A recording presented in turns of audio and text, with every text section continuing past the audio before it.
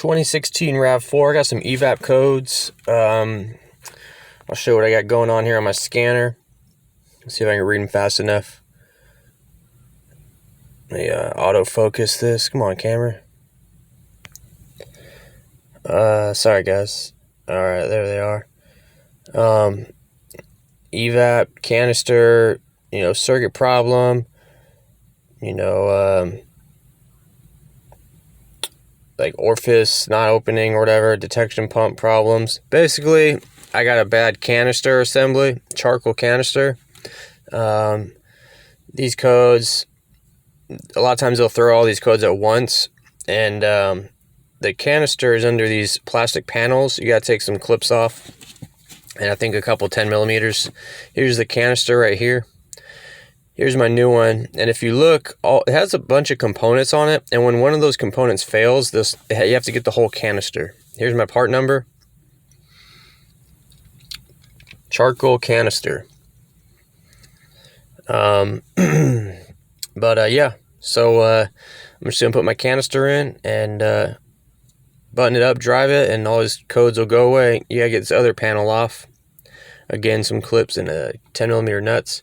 So first, let's get this hose off right here. To get, you gotta get the hose, this connector, another hose, and another hose. There's like 3 hoses and 1 electrical connector. It's not that bad.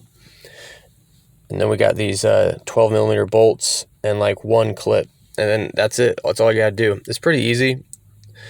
For this one, I just pushed this clip in, this white part, and I was able to pull this off. They could be stubborn because, they're under the car, especially the older, the more miles a car gets. This connector, there's a button. There's a button right here. Just go and push that, squeeze that, and kind of wiggle this out. Again, this is probably going to be a little stubborn on you because, it's down here getting dirt and dust in here and stuff.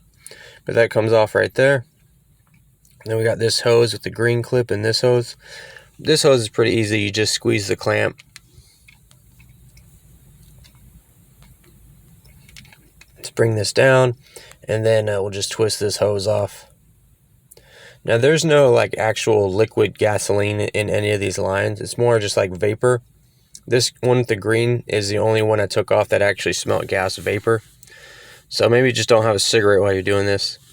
This green one I had to take out.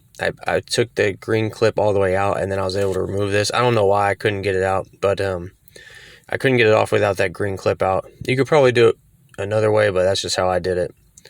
So off camera, I took the green clip all the way out, just kind of like move the fingers on the other side, and then it was able to come out. And then I just took it off right here.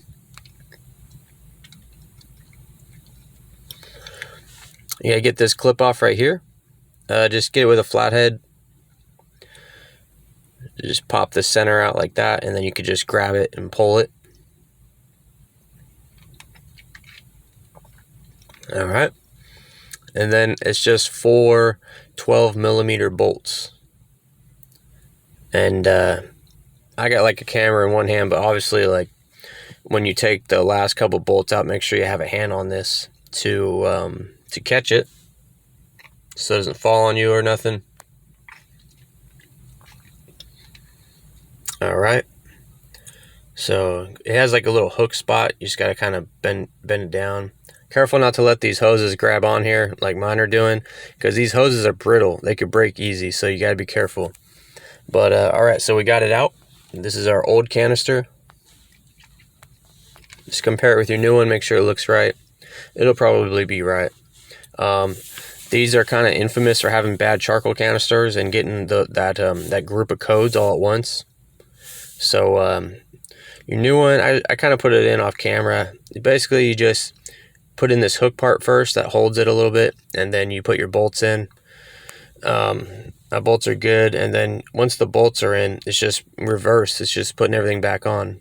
This connector goes, this little hose can go back on here. You can just push it on, and then the clip will lock.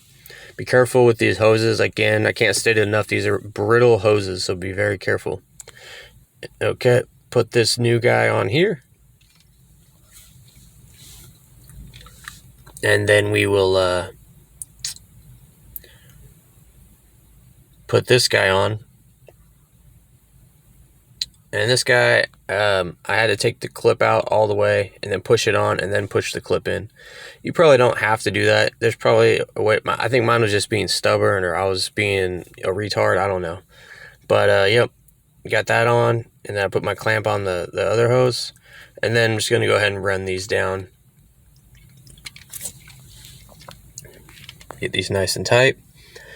And that's pretty much it, guys. You got to get your little plastic panels back on. Definitely get those back on. Don't let this be riding unprotected. And that's it. You're pretty good. Your style is no match